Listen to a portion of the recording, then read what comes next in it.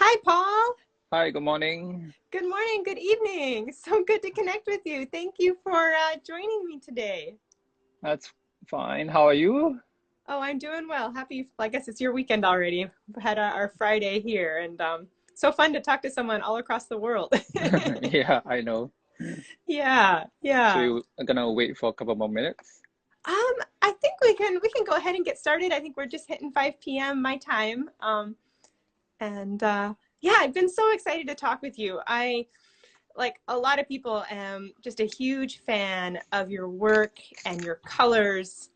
And I love the approach that you have to your art. You really seem to think through techniques and have a rigor and a discipline that I really admire. I think it's inspiring. Thank you. Oops.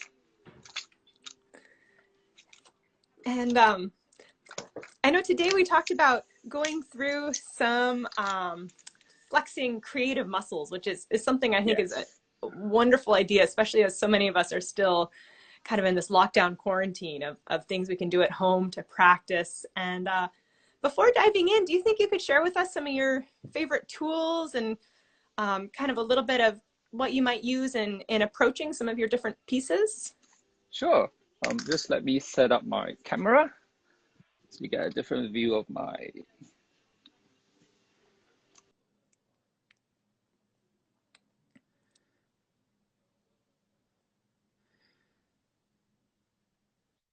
board. Yes. Okay.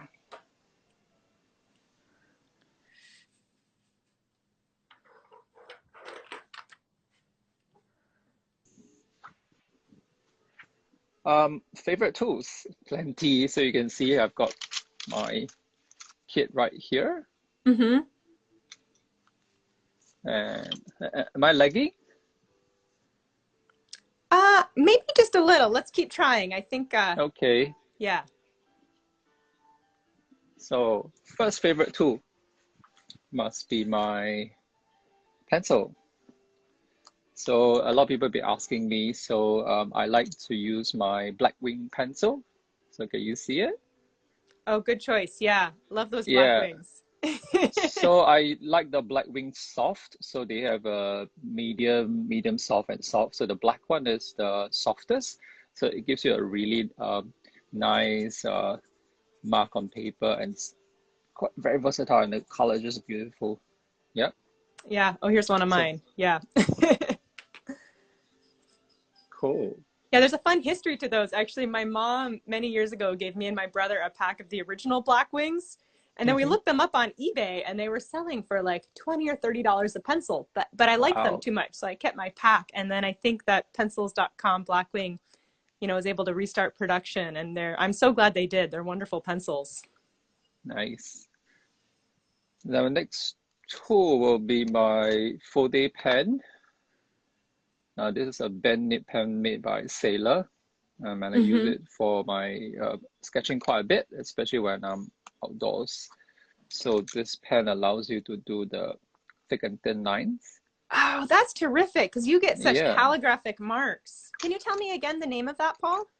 this is the full-day pen, FUDE, Mm-hmm. made by Sailor, and they have two angles, so I believe this is 55 degrees. Yeah, Mm-hmm.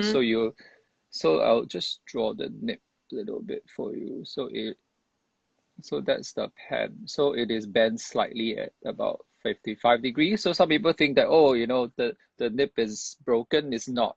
It's deliberately Mm. bent. All right. Mm-hmm. Do you have a 40 pen as well? Well, this is a pen I use a lot in my sketching. It's a carbon ink platinum, but it Uh-huh. doesn't get quite the same range of marks. You can get still a little lighter mark um, and then a little heavier, but I'm really taken with those calligraphic marks you get. Um, but I like the flow of this one, and I've always liked pens. Sometimes people tease me for this, Mm-hmm. that are kind of scritchy, scratchy pens where they really Okay. make a mark on the paper. And The unique thing about this 40 pen is you can use it upside down as well. And when you use upside down, you get really fine marks. mm-hmm. Oh, And then what a you can, terrific range. yeah. So one pen will really substitute 3, 4 other pens that you may carry in your bag. Yeah. Oh, that's wonderful. Thanks for sharing that. No problem. And my other favorite must have my brushes, of course. And Mm-hmm. I think I have too many, and it's not a good thing sometimes to have so many brushes. But these are my few favorites I bring on location. And Mm-hmm. today I'm going to use my Rosemary Series 22 size 6 sable brush. So Mm-hmm. this is one of my absolute favorite. Really sensitive and really soft as well. Mm-hmm. Yeah. Mm. And then I'm gonna also include my Da Vinci brush today. And this one is slightly special because I've sharpened the end of the brush. Later you can see what I do with it. And this is Okay. a English variation. It's got slightly bigger belly, and Mm-hmm. it makes a really nice broad stroke as well. Both of those look nice and soft. Yeah, yeah, and they're quite springy, so when I paint with it, they come back to a point quite Mm-hmm. quickly. Mm-hmm. Do you Yeah. use flats much in your work? I have one flat I've included recently. I'm still playing with it. Not really. I like to use a lot of round brushes actually. Yeah. And I don't have any synthetic brushes because um, it's difficult for me to do my usual messy techniques. If I use a synthetic brush, I'm not going to get any mess. But if I use a floppy brush like the Sable, Uh-huh. I can get all my weird and splashy marks on paper quite Oh, I easily. love thinking Yeah. about that. Yeah. I have to mention you did turn me on to trying this cute little here end brush too. Yeah. Do you That like it? I think I do. I've been using it more for like applying washes. It's so Uh-huh. darn cute. I And have it I'm here. drawn to cute little things. So um, if you're wondering what we're talking about, this is the Hiran brush yeah, made in Korea. And after I made in saw Korea. Paul paint with And it, you I can, had to try it. yeah, and you can make very interesting marks with this pen. With this brush. Yeah. That's interesting feedback on the natural hair versus synthetic hair. I think Hmm. um, the control versus loose is a really wonderful sort of conundrum there. And oh, I see a comment about just how to hide comments. And I believe when you tap the top of the screen, the comments will drop to the bottom. Instagram's also just updated so you can see lives on your browser, web browser. Hmm. So that's something, and then the comments will appear on the side that I just learned about. They updated their app, not the recordings, just the live. So hopefully that's helpful to everybody. And maybe Paul, if it might be possible to put your paper a little bit higher as you're Sure. doing some of your examples, that might be nice for folks. And what kind of paper do you like to work on? Uh, to I like to work on two types of paper. So predominantly hot press, and I like the Fabrano hot press. It's just a really nice paper with just the right amount of absorption. And also I use a lot of the Moleskine watercolor sketchbook, and it's a really nice paper as well with really nice surface to work on. Yeah. And what about you? Let's see. I'm just seeing some comments that my image is blurry. Does it look blurry to you, Paul? Uh, Ever so slightly, but I can Ever still so slightly. see. Yeah. Okay. Maybe I'll just give it one little wipe here. Excuse me, everybody. Okay. See if that might have been helpful. Yeah, I really enjoy actually, I've tried a lot of different papers. When I'm out just sketching, I'll often use something smoother, like a hot press Arches, sometimes a Montval Canson watercolor paper that's just a Mm. little less expensive. I'll do a lot of my work in sketchbooks too. So the Moleskine sketchbook, Stillman and Byrne Beta is a paper I really like as well. Mm. So some different possibilities there. Yeah, so I think there's no perfect paper. We just have to find what works for us. So if I can show you um, some of the things that I do in my sketchbook. So, I like to keep my lines quite crisp. So that's why I go for a hot press. Mm-hmm. Oh, hi, Liz Yeah. Steele. Oh, this is here. Yeah. So it's an example of one of my sketch done in Hoi An last year in Vietnam. Yeah. So I like to keep Mm-hmm. my lines quite sharp, and the hot press paper also work quite well for my fountain pens. So it's not Mm-hmm. scratchy to draw on, and it's quite smooth and it glides across the page as well. Yeah. Yeah. Yeah, I agree. That's super important to have that glide and I find, at least with sketching, that my focus is more just to make a lot of sketches. So That's true. Yeah, we do want speed, and we just want it to help us get what we want down on paper quickly. yeah, yeah. Yeah, this is even just these are just some gestures of a sketchbook that this is before lockdown. And I think this is just an Aquabee sketchbook even that I picked up at a store. So I always think it's better to make art than always worry about having it just right. Oh, Yeah. hi, Suhita. Oh. Oh, sweet, that's here. um, and Paul, I wonder if you might just share a little bit of your background to coming to sketching, and then we could dive into some warm-ups together. Sure. I was trained as an interior designer. I went to school to also study stage design and lighting design. So I was really design trained. So therefore, I think it also changed the way I sketch and paint as well. So it's a very design practice driven approach to my thinking and art creative process as well. My sketching and painting is mostly self-taught, and also because I have to draw a lot for work, so it probably became an extension of it. And then currently I'm doing a lot of teaching in schools, at the Teachers Academy, and also doing a lot of travel teaching as well for Mm-hmm. the last few years. So you may see me at symposiums and events around the world as well. Yeah, so that's a little bit about me. Yeah, and practice. You just seems to be the core of, being a self-taught artist is building up that your practice and your eye and I know something that I'm especially drawn to with your work, Paul, Mm. is gosh, I am so sorry. This is blurry. This is the first time we've had that problem. Just gonna try lowering this down a little bit and see if that helps. Everybody, does that help at all?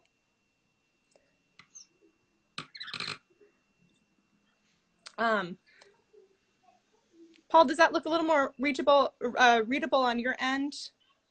My camera Uh, here. yeah, Yeah. yeah. And interesting. This has been an experiment in technology. Um,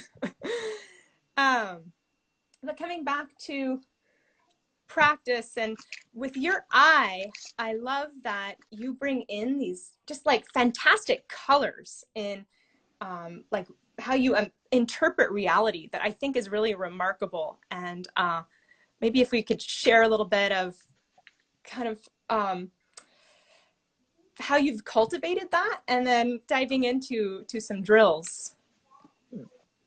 I think uh, you know our brain is still a muscle that needs to be exercised, and like a musician will need to warm up and practice before a performance. It's also similar and probably more important for an artist as well to get the hands and to pursue that creative process. And I think also it's a way of becoming curious again. I hope everyone can see what I'm writing. Mm-hmm. It's quite daunting, to jump into sketching without putting yourself in the right frame of mind, and getting yourself ready as well. And also I think part of this warm up is to play, which I do a lot, and that Mm-hmm. playing also hopefully makes you more observant. So you Mm-hmm. are learning how to see, especially when you go to a new place and then you are excited or nervous, you know, you really need to calm yourself down. So that this warm-up really helps as well. And I think when we do warm-up, we are also allowing ourselves to make mistakes, take little detours, like going to the Yes. playground. And a lot of times, my greatest learning comes from all the little accidents that happens on paper. And then I give myself permission to experiment as well. Yeah. So Yeah. a lot of good comes out of learning how to play. And lastly, we create possibilities, which is so important right now during the pandemic to only be able to see how little we can achieve. But I think on paper, you know, our horizon enlarges and, you know, we see that, hey, there's a lot more to discover each time we play as well. And then hopefully this gives us a wider perspective of what is to come, that we're not really locked down, even though our room might be small, but our mind is expensive. Yeah. Yeah. Yeah. I love that. Finding expanse and really enjoying the journey and the surprise and the accidents. That's wonderful. Yeah. So what should we do now? Well, let's go through some warm-ups, and you've shared some terrific ones just in our conversations, and I'd love to follow along, and if everyone else would like to follow along as well. And Yeah. I'll just remind everybody too that if you open up your web browser now, there's the opportunity to see these live on the computer screen now, not just the phone, which I believe removes the comments from the center of the screen. Okay. So recently I've started to share this warm-up called the Rainbow Caterpillar. So this warm-up allows you to um, get to know your watercolor, your brushes, and also get you to think about how your hands, your eyes, your whole body is moving with relationship to your paper, with your tools as well. So what you need is your watercolor. So today I'm just going to get my basic set in this really wonderful mini palette made by Maria. Okay, and you can just pick a brush of your choice, not too small. A medium, large size brush will be very helpful. Okay, and you may get a little messy, so make sure you have your paper towel nearby as well. All right. Always. Yes. So give yourself, you know, a workspace, and then you can decide the end point, okay, of your warm-up. So it can be right in the middle of the paper, or it can be at a corner. So what do you think, Maria? Do you want your end point to be in the middle? I'll go for the middle. Okay, so you go for the middle. So we will put a little dot so it reminds you to get there eventually. Okay. And you ready with your watercolor and brush? I am. So I think part of this warm-up is to remind you to be responsive. So I want you to respond. There's no right and wrong color to pick up. What you will discover is that some of the color combinations are very interesting, which you may have forgotten or unaware of. So just doing this drill over and over again, I just discovered there's so many other color combinations I've never used before. All right. And also I'll talk about some of the brush techniques that you can start. So let's make a nice juicy wash. Pick your favorite color. I've just picked up mine. Make sure it is a nice juicy wash. Your brush is loaded, and you can start growing your caterpillar somewhere at the corner, so outside the top left corner. So you can see that this is the caterpillar just starting to appear in front of you. I'm really pressing into the paper. Okay. Then we will mix a second color and color of your choice.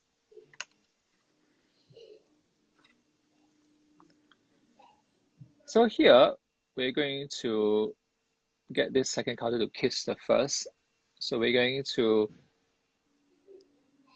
Okay, you see how I'm not quite kissing the first color yet. So what I'll Mm-hmm. do is I'll start to slowly move in.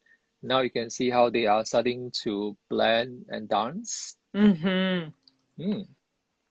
I'll just keep going. Pick up your second color of your choice. Now this time, I'm going to attack the orange I've laid down by pushing into it. So I'm really using the brush and I'm going to push into it.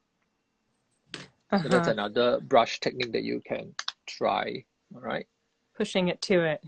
Yeah, so we are pushing a wet mix into the previous one. Now you can see also that you have to be mindful of timing. It's a bit like cooking. You can't hang out for too long before things get burnt. Good analogy there, Paul. Yeah, I so love we that are this still. really allows for the wet and wet mixing. Mm-hmm. And as an artist, personally myself, I tend to work with a lot of kind of layered washes. And this is really nice to feel encouraged to have that wet and wet mixing on the paper versus just on your palette. Yeah.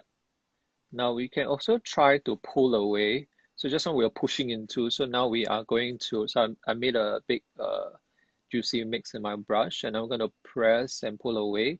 So I'm dragging some of the previous color down and away as well. So I'll do that one more time. So I am pressing, pulling away. And you're also practicing confidence as well when you put your brush down. Just go for it. Mm-hmm. Mm.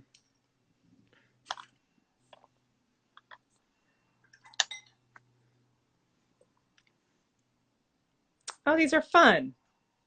Yeah. Yeah, when I'm on location, I'll often just play with like mixing the colors I see, not worrying about composition, but just Mm. asking myself, hey, can I mix these greens? Can I mix these blues? But this is just much more the pure color play, Yeah. and that's really fun. And you can see how some of the colors are more reactive and some are quieter. The next Mm-hmm. technique that's fun is to actually start with the water. Mm-hmm. So my brush is loaded with clean water. I'm just painting towards it, towards the last color that I've just stopped at. And then you can see how I'm again allowing that color to flow into that water. Mm-hmm. And then we can take another juicy wash and just slightly tap. So you can see how the color runs. Whoops, my cooking started to get a little cooked. This hot press dries so fast.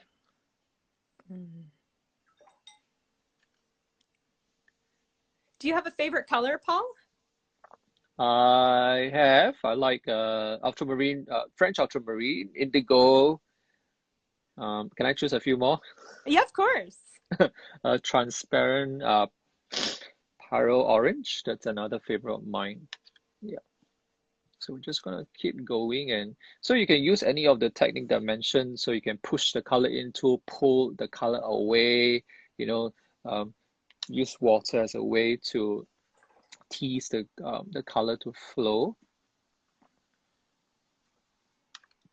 So your caterpillar should start to look like it's growing longer and longer.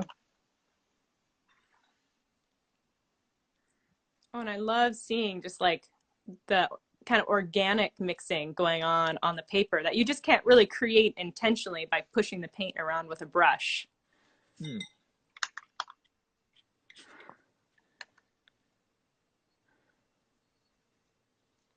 And when you are doing this exercise, my other question is, how do you feel? Are you in a hurry to get to the end? Or are you in the moment enjoying what you're doing? Do you play much with tilting your paint to Yes, you can. You mm-hmm. may just kind of tilt and lift the paper a little bit and jiggle it all over and Yeah. get the water to run down. Paul, I've had some people ask if you give online workshops. In the process of making this available, I'm quite low tech, so give me some time to catch up. So hopefully we will see each other online very shortly. I hope so. And you've also, I saw a nice note that you've been doing creative playgrounds. Yeah, so I am exploring this concept of a creative playground, like what we're doing right now, where we are just coming to play with concepts, ideas, tools, and techniques, and just making our own discovery with a bit of coaching and encouragement. And also when we come together, it's um, again learning how to take detours, um, discovering accidents, making possibilities as well. So we've just started with playing with lines, and Suhita is my partner in crime, and we have been exploring also, our own practice through this sketching play lab. So it is time of playing, discovery, and making what we learn relevant to our creative practice. Oh, it's such a good time too to just work on that. And this is eye-opening for me as well, because my practice right now is mostly just sketching. When I have a few minutes, I pull out my sketchbook and I sketch and just explore my surroundings. But this is a little more of just the material exploration. And that's a really just great reminder to explore not only, our surroundings, but what we're using and the ways that we can use them. Yeah.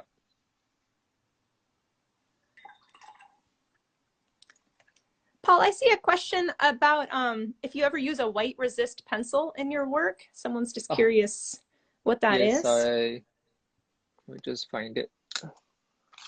Yes, you will see this magic pencil that I use is just a China graph, or they used to call it a carpenter's pencil. So it's actually a wax pencil, like a crayon basically, but made into a pencil so that you can draw with it. This is the white bits that you will see. So I'll just do a little bit of a squiggle here. And it's like just running a candle wax on paper. You see the resist. Oh, that's so fun. Yeah. So it will help you keep some of the areas white without having to use masking fluid, and you can do it quite quickly. So I do have workshops about using the wax pencil. Oh, I'd love to add that to my kit. So I've finished my rainbow caterpillar. So I think looking back at it, I'm looking at some colors I really like, which I like how the yellow ran into the orange and the blue. Yeah. So part of the drill is to also help you reflect. It's not just a mindless exercise. You're just looking at, okay, what can I use later on? What can I adapt into my own work? And how has that made me feel as well? Yeah. Yeah. And this is just this is a really loose way to do this versus like a grid of kind of the multiplication table style. It's a different approach to getting to know your colors. And I think that's part of techniques and practice, is just to try some different things and see what resonates with you and what you enjoy doing. Yeah.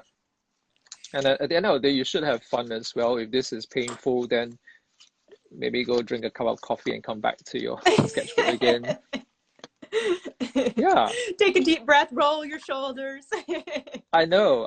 Or, go play in the garden and come back to your painting again. Yeah. Shouldn't be painful.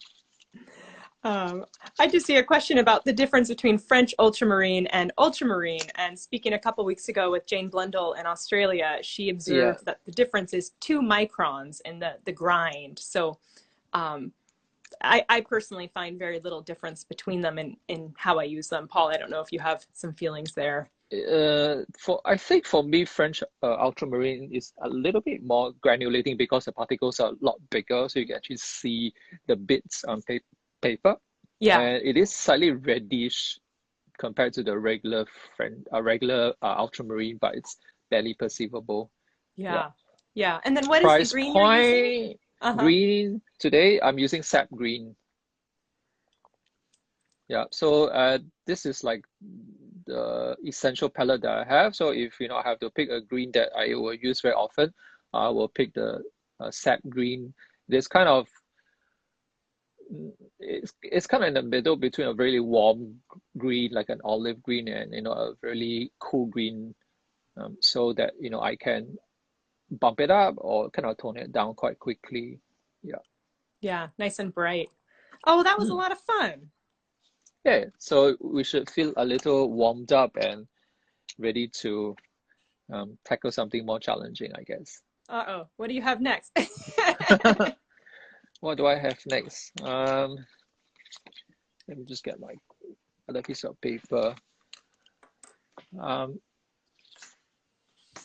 so we've been talking about so I think the drill should not stand alone and just be a mindless exercise. Hopefully, it's going to help you adapt and incorporate what you've learned, discover into your practice, so that our Yeah. learning is it's a continuous flow rather than little compartments that don't make sense. So I picked a photograph of a shop house in Little India, maybe for our practice. Mm-hmm.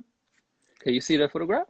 I can. I've got it here too, and we'll go ahead and Ah, post this in a little follow-up post in our stories. So if any of you want to look at this image uh, after our demo, I'll get it up for us. yeah. So I'll just put it here so you can all see it. So if we think about the connection and flow that we did earlier in our warm-up exercise, we're also looking at how our drawing and our thinking flows from one to the other. So you notice we didn't jump from point to point, but we were making a continuous flow, right? So things are connected. So I tend to like to draw and think in that way as well, so Mm-hmm. that there is a flow. And if you see me doing a demo, you see this happening. Let me just show you.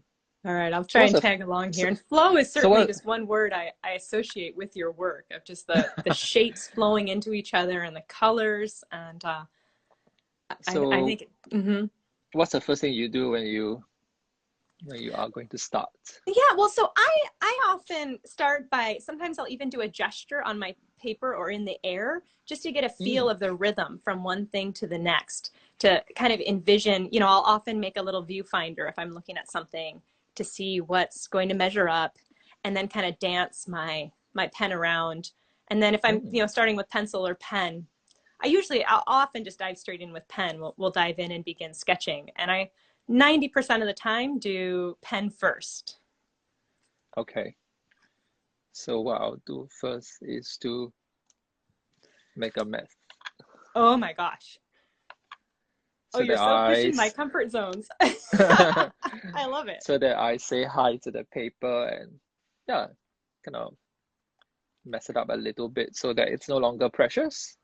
And this is where you use the those big kind of juicy brushes so you Yeah, can just splash them on. Oh, so cool. Okay, I'm going for yeah. it. So I put down an orange wash because I'm going to try to start with the roof of the shop house. And you're And I'm using looking at, now brush first. yeah. So if you don't have a big floppy brush, it's difficult to get the big blobs out. Yeah. All right. And you can see how in the photograph there is a transition from light to dark. Yep. Yep. So we can push in some color at the end. Does it remind you of the caterpillar that we did earlier? And I can Yeah. go back with my drawing tool and pick out some of the shapes that I draw with continuous line. Uh-huh. Oh, and I love how you're using your different tools. Yeah. So I always tell people that our mind processes information so quickly that if we're not ready to respond, then the creative impulses just kind of fly by. So therefore, I have a Mm-hmm. lot of things in my hands or near me so that I can hold on to it. And when my brain says, "Hey, why don't you try this?" I'm ready to respond. I remember I told you I have other brush, Yeah. but I've sharpened the opposite end so that I can use it as a drawing tool. Oh my goodness, Paul, that is so wonderful. So I can just switch my brush back and Uh-huh. forth. And so you're just using, here I'm trying my pen, you're just pulling the pigment from Yes, and your also, darker wash.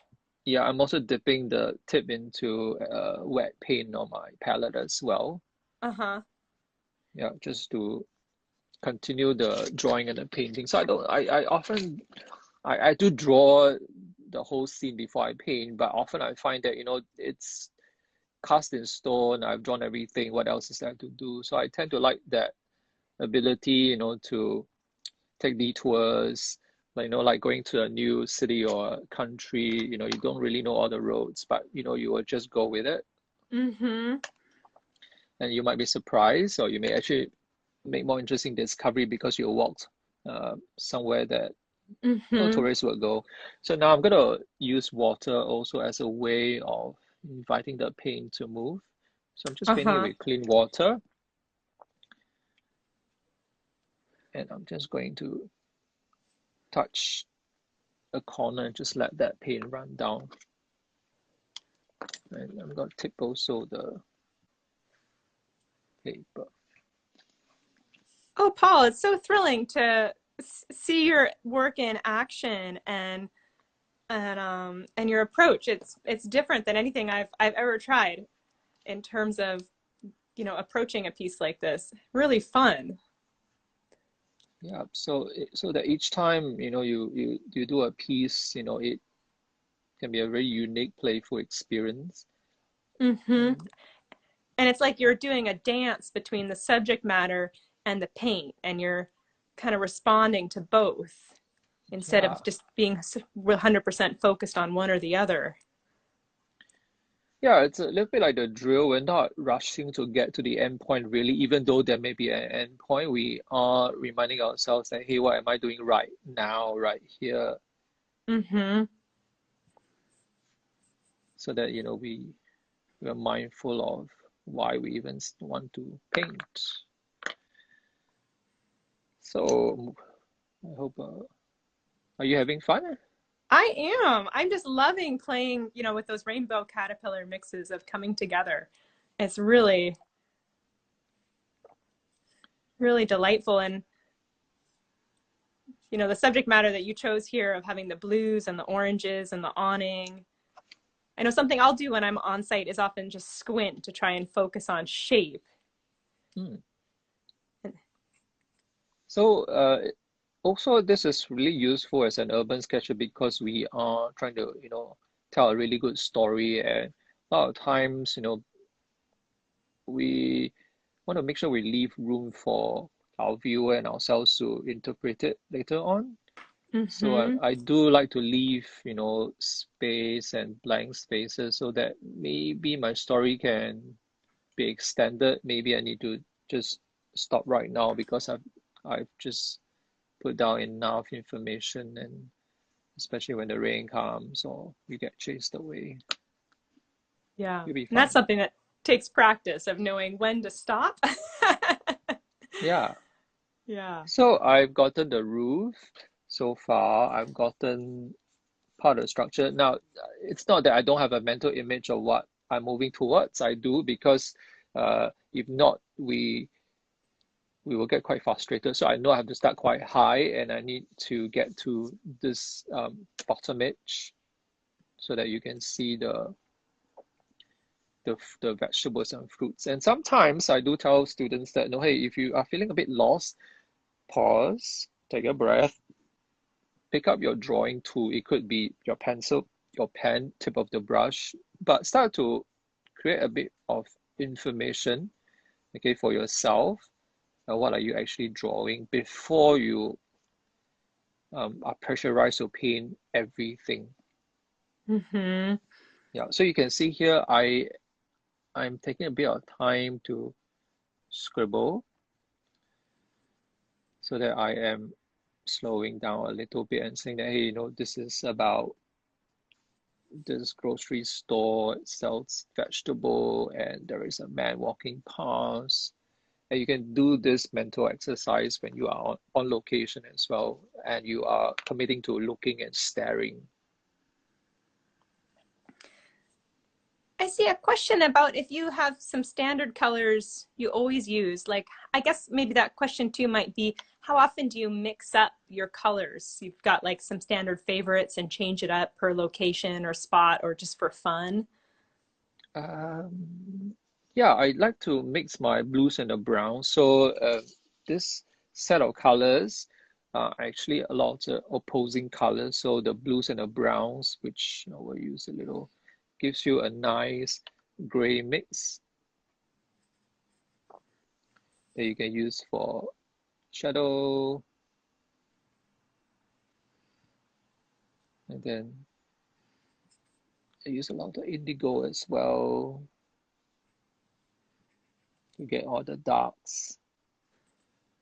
And blues and browns are my favorite for mixing neutrals as well. Yeah. So oh, and there's that technically, rainbow caterpillar just creating the impression of space without giving every detail on the inside. yeah, we want to leave space for imagination.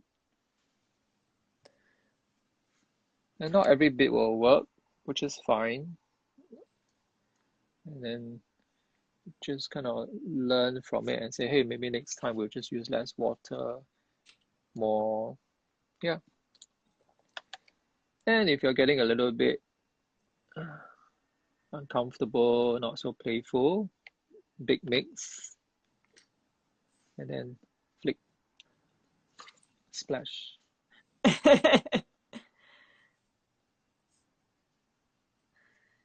Having that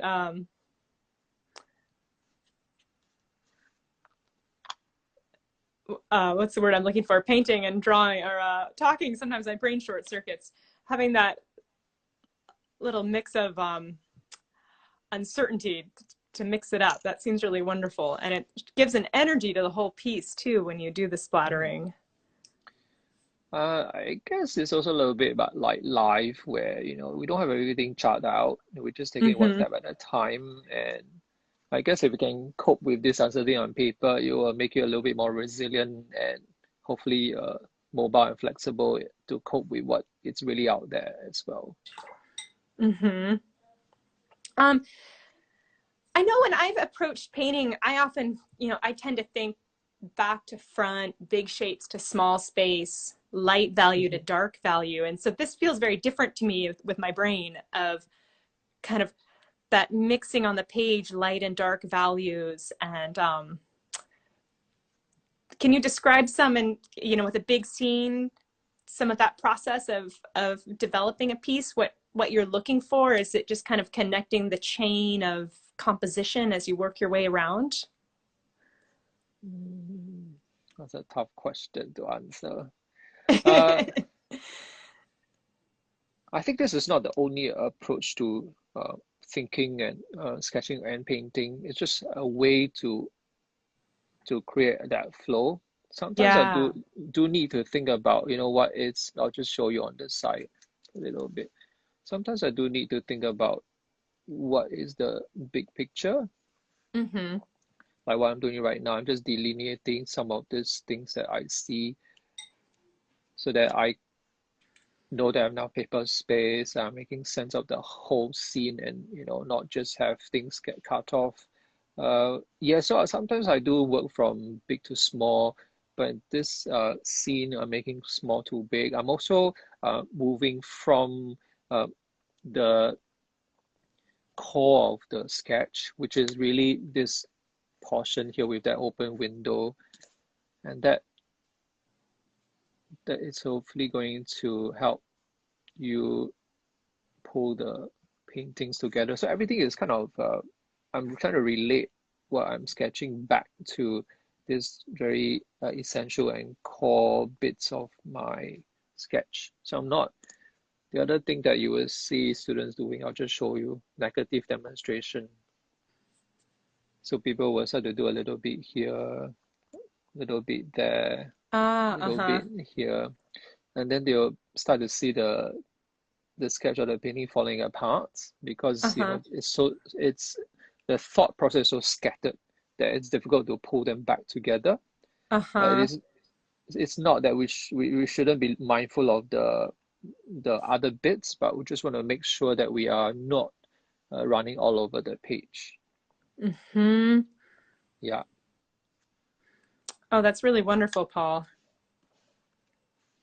So I think we have enough information right now to run off, or we can continue working on it. And you can see how, by not committing to drawing everything, I have space to adjust and add to and take away. Because sometimes a lot of the informations are not useful to tell a good story. So just leave it out. I think the choice of what to leave in and out too comes some with practice. Do you ever give Yeah. yourself exercises of seeing why, how little information you can do to describe a scene, or how much information you can put in, kind of push yourself one way or the other? Um, I'll I'll have to before I start, I do ask myself, what's the story here? So as an urban sketcher, I will say, the story is about, so in this shop house is about this uh it's about this open window that opens out to the world and allow me to look in, and that's my story. So often you will find that when I ask a sketcher or a student, what's a story, they will tell me that the story is this and that and that and that and then that, and then it's like, then what's a story really? We've got too many stories, too many plots, and that's going to uh, inhibit us from actually seeing more clearly. So I think in a movie, one single strong, clear plot is a lot better than 10 uh, irrelevant and uncohesive plots. Yeah. Mm-hmm.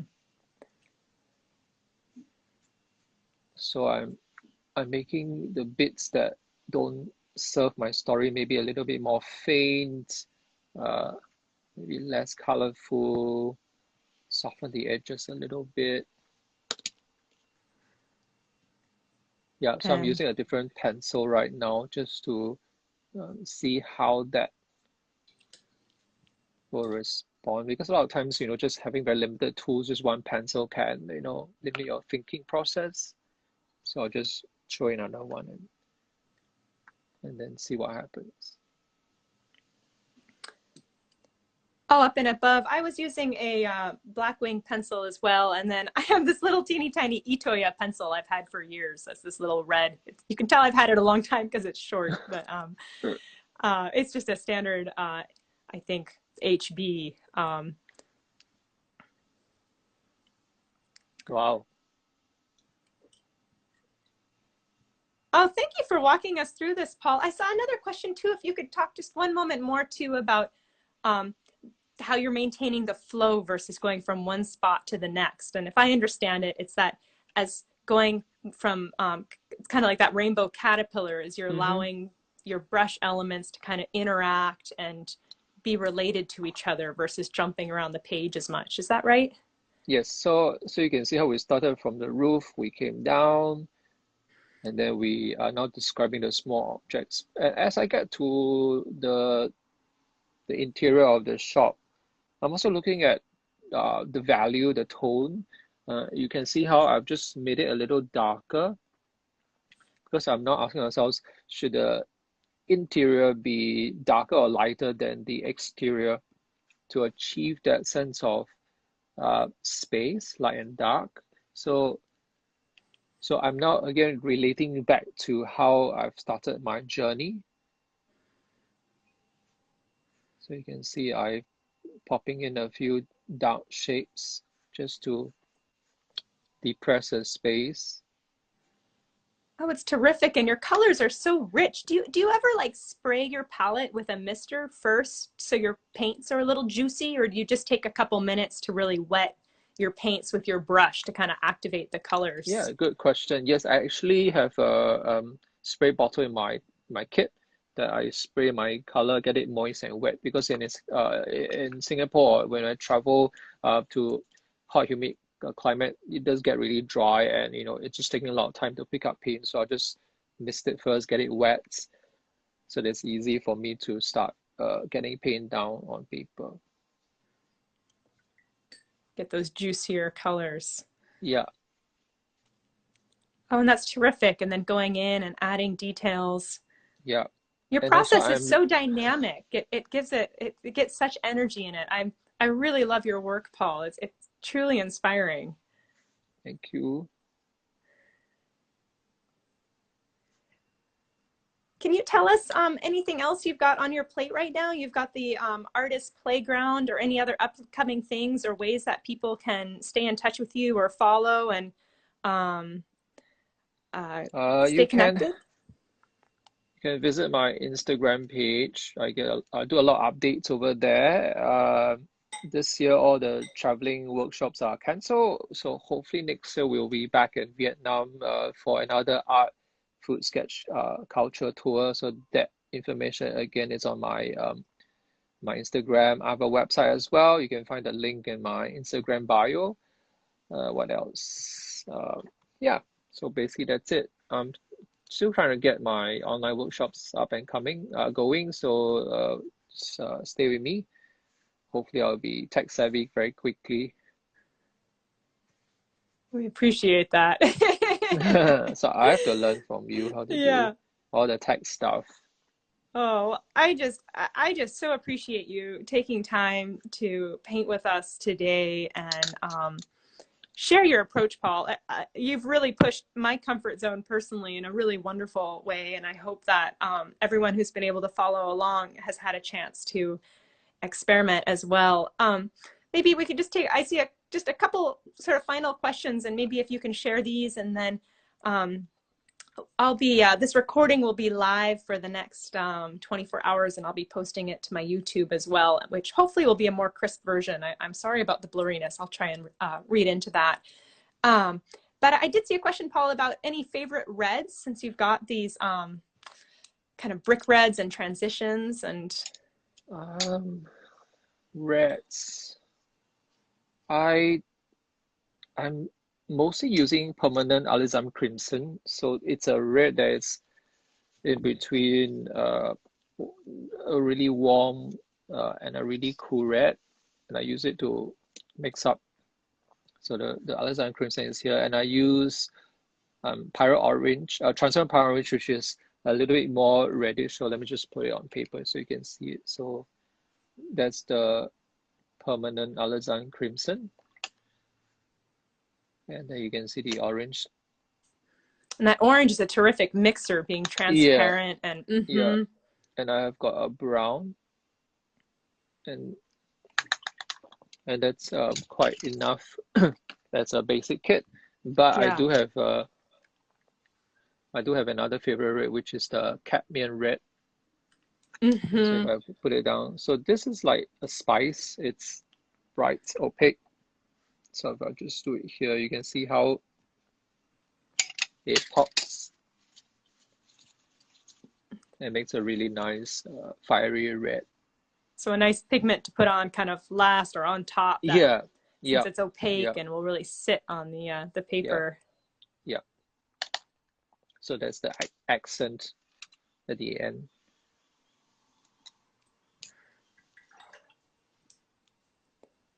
Oh, those are so much fun. Great. I'm glad that you are enjoying the process. Oh, truly, Paul. I hope I have the chance to take one of your full workshops someday, or even paint in person. You live in just a beautiful part of the world, and definitely we have to hang out. I would love that. And I see one last question before we go. Maybe we could pull them back up. I saw someone curious how our rainbow caterpillars looked dried. And I'm just so pleased with the loose mixing going on from where you suggested we just wet and let the colors flow. And I think we both were using one of my favorite colors, which is cobalt teal blue. And I love, to me, it's got, that really resonates with some of that um, the architecture and a sense of light. And I love how you use that in your work. Yeah. So you Yeah. can see how it's dry a little lighter, but some of the colors work quite well. And even if it's the same combination color, different brush technique, the amount of water more or less changes the dynamics of the color as well. So hopefully you can see that our drill, it's a transferable information, learning and discovery to our sketching itself. Yeah, absolutely. And then I want to remind people that you and Suhita are doing the creative playground, and Yes. all of your terrific your Instagram is just full of ideas of this flexing your creative muscles. And I know I'll be revisiting more of those myself. And Paul, I just really want to thank you for taking the Thank time you. to paint with us and share your real breadth of experience. Thank you so much. Thank you. Thank you for inviting me as well. And And we we'll will look, catch up very soon. I'd love to. Thank you, Paul. Have a great day.